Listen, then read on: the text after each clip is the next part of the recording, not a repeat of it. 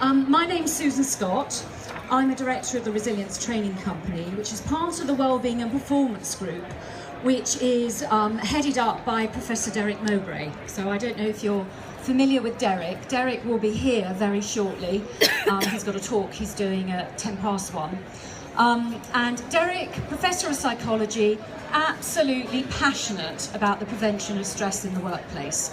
So for him, it's about making sure all those events and behaviours that take place in an organisation basically don't happen. Because if they're challenging and they're triggering stress in people, that's not good, because what that's doing is preventing people from performing. And you need to perform well, you need to be able to concentrate, you need to know and be able to focus your mind in order to get the results. And we know in an organisational setting, it's all about results. So what I'm going to talk to you today is about burnout. And I chose this topic because it is a big problem at the moment. I'm noticing it more and more and more. And in fact, I did a talk yesterday here about burnout from an individual perspective, and I just asked for a show of hands who's experienced it, and so many hands went up. And in fact, what I'm noticing is it's becoming more and more of an issue in that sort of late 20s, early 30s age group, where people are absolutely throwing everything at their career and never saying no. They're perfectionists, they're really driven, and the outcome is that they don't look after themselves, they don't think about it, it becomes addictive, and the next minute they can't function. So what I'm going to talk about this morning now is actually burnout from more of a manager's perspective. Because so often we think of it as just, well, it's someone else's problem, but actually a manager needs to be just as aware of it. So for any of you that ever manage anyone, have you ever experienced within your team any members that have burnt out or been pretty close to it? Yeah? So there's some heads nodding here. Absolutely. Has anyone experienced it themselves? Yeah, I have. Yeah. Yeah, so it is an absolute fact of life at the moment. How would you describe it? What would you think of if I say burnout? What would that mean to you? Exhaustion. Lack of energy, so it's that mental and physical exhaustion. Yes? Yeah? Any other thoughts on what burnout is? Treadmill feeling that You're not functioning, but you've just got that sense that I've just got to keep going. And what happens with that is you lose your capability to cope. So you're starting to lose your complete sense of reality, you're exhausted, you feel very low, it leaves you feeling very low and depressed. There's the sense of almost life is out to get me, you know, you just can't cope with life. And it's miserable, completely and utterly miserable. Now, my background as a psychologist, but also as a nutritionist, I know that people that burn out, it can take anything from 18 months to 2 years to actually recover. From an organisational perspective, that is a huge waste of talent. And people quite often don't ever recover enough to come back to where they were before. They make a big life decision to say, actually, you know what, I'm not doing this anymore. I'm not going to be that accountant and have to work 24/7. I'm going to do something quite different. And as an organisation, you've lost that talent. But actually someone that had such a purpose in their life and such aspirations, they've lost that as well. And that shouldn't happen. That's not right. Any of you in the background here, there's some more leaflets, so I'll just pass those few down to you. So that's really what I want to talk about. You know, it comes from excessive doing. And that's what we've got nowadays. These demands that are on us mean that we're always doing. And the problem with almost always doing is you get stuck. It's addictive. And you create all sorts of scenarios in your mind, because when you're always doing and you're feeling stressed, you stimulate the fight-flight response. So it's as if you're being presented with that saber-toothed tiger. What do? Do I run from it? Do I fight from it? And you produce all these hormones that help you cope with it. We've got that now on a day-to-day basis. with the demands we're dealing with. And there are so many demands. For any of you in a management role, if there's conflict in your team, that's going to be causing demands. If there's uncertainty within your organisation because you may be going through change, that's causing extra demands. If there's extra workload happening, maybe you've bought a new company, maybe there's suddenly a new project, extra demands on someone. And people typically try to cope. And they try to cope because they are terrified of saying no in case their name is top of the list of redundancy or out of the company completely. So it's almost a big taboo to say no, but it's affecting people's health as well. And it is this being permanently on. It's about doing and not renewing, because one of the things with the fight-flight response is that we are built as human beings to switch it on, to deal with the danger, and then we switch it off. But when it becomes compulsive, because you're dealing with these demands all the time, you get to the stage where you can't switch it off. And one of the things it does to your brain is that we have this amazing cortex, which as human beings we've developed, but is where we get our reasoning and our logical thinking from. Because we don't need to spend time thinking logically about whether we run from that saber-toothed tiger, we've just got to get on and do it, our brains, the cortisol hormone we release, switches that off.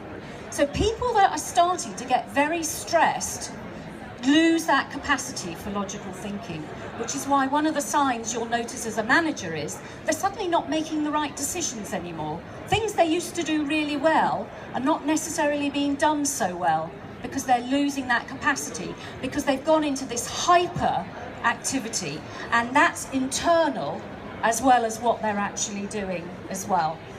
And the important thing is finding the opportunity for them to switch off. So have the activity, but also have that recovery time. And that is what I'm noticing is missing. Pressure is a really interesting thing. One of the things I often hear from people is there is good stress and there's bad stress. No, there is not good stress. There is pressure, and if you're feeling in control, pressure is fabulous because it focuses the mind, you concentrate. I know I can do my best work when I'm under pressure. If I start to have too much pressure and I get out of control, that's when I start to get tense. And if you start getting tense, you typically have that tension in your shoulders, in your neck. There's lots of wonderful stands here with gadgets to help on that. I see Joe over here, and we were doing that yesterday. You know, that's one of the ways to reduce tension. Or you self-medicate. You have that glass of wine when you get home. Or there might be other things as well. If you remain out of control and the demands continue on you, then it becomes strain. So people talking within your team about stress, it's more likely that they're talking about either tension or, if they're suffering, strain. Because strain can become debilitating. It completely distracts you. You are focused on something else. It may become a worry because of something's happening outside work. It could be something happening out inside work. The demands are too much. You've got a micromanager. You don't have time to think straight. There's too many demands on you. And you get distracted because it has a huge impact on you physically. I don't know if any of you find when you're under a lot of pressure, you find it difficult to get to sleep. That's the stress hormones doing that. It's hard to get to sleep, or you wake in the middle of the night and suddenly your whole to-do list flashes in front of your mind. And that's all those stress hormones just kicking in. And that affects you as well. So this strain has lots of physical problems, and this is where a lot of the mental health issues will come in as well, like anxiety and depression, because they would have started and eased in gradually because of the pressure and what's happening hormonally inside your body. Our bodies are like an iceberg. What you see on the outside is actually probably only about 10% of what's going on inside. Now, as managers, you really have to tune into that, because as managers, people will be trying to cover that up because they do not want to be noticed. And the big issue is about trust. Anything about being honest and open within your team is going to be about trust. And then the final stage, we've gone from pressure to tension to strain. Now it is burnout. And this is real stress. This is miserable. This is catastrophic. This is where you've gone from hyper-functioning to actually malfunction now. And this is where something needs to be done. You know, we are still like a machine, even though we're humans. If we don't use ourselves enough, we rust out. But if we use ourselves too often for something we're not built to do, then we will burn out, and you need to be conscious. The big thing is, you do not improve by doing nothing. So as a manager, if you think, well, it's their problem, if it, you know, they've just got to pull themselves together and then start functioning again, that's not going to happen.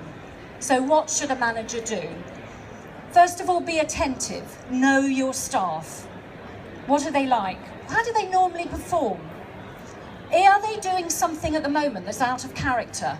Because if they are, that should say to you, I need to have a conversation. And that means about being supportive. So that's the next thing, be supportive. Have that conversation. What might be causing them problems? If they've switched off their cortex, the chances are they're not recognizing that something's wrong, that they're being different. People around them might be saying, are you all right? You don't seem yourself. Their nearest and dearest might say it. But you need to say to them, I've noticed various things. You need to make, what's going on? Is there something I can help you with? You've got to build that trust that they will open up. The next thing is having that conversation and having regular conversations that you talk to everyone in your team actually about how they're coping and what can be done. And the fourth one is make the adjustments. And you have a legal responsibility under the Equality Act to make those adjustments, particularly as if it has been flagged up now that someone was suffering. Because if this continues, there will become a point when this becomes actually a disability. Not to mention the duty of care you have as a manager as well. So think about those, being attentive, the support, conversations, and making adjustments.